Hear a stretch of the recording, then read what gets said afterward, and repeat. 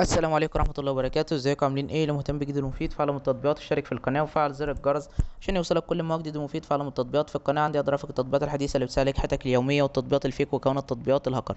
النهاردة ان شاء الله مع شرح تطبيق جديد هو اسمه بيتسيكا. التطبيق ده مساحته 36 ميجا، محمله اكتر من 100 الف شخص. التطبيق ده عبارة عن تطبيق بتحمله علشان تعمل لنفسك فيزا كارت افتراضية، فيزا كارت مش حقيقية.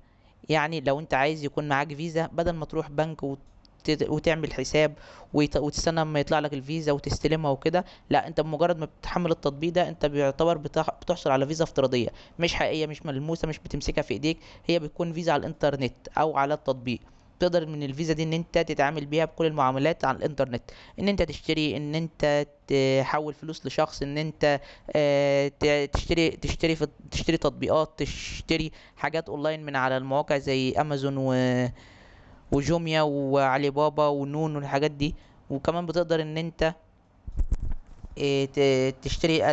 تشتري العاب او تشترك في الالعاب اللي هي بتكون بفلوس. كل ده بتقدر تعمله من خلال التطبيق.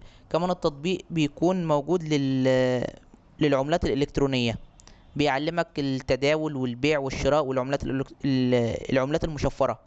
العملات المشفرة زي البيتكوين والدوش كوين والايثيريوم.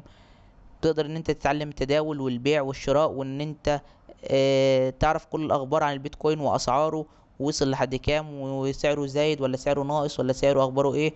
وكل الحاجات دي بتقدر تعرفها من خلال التطبيق. دي فايدة التطبيق وده الغرض من التطبيق. بس كده، ده يعتبر نص شرح التطبيق. لو عجبك شرح التطبيق تدوس لايك للفيديو.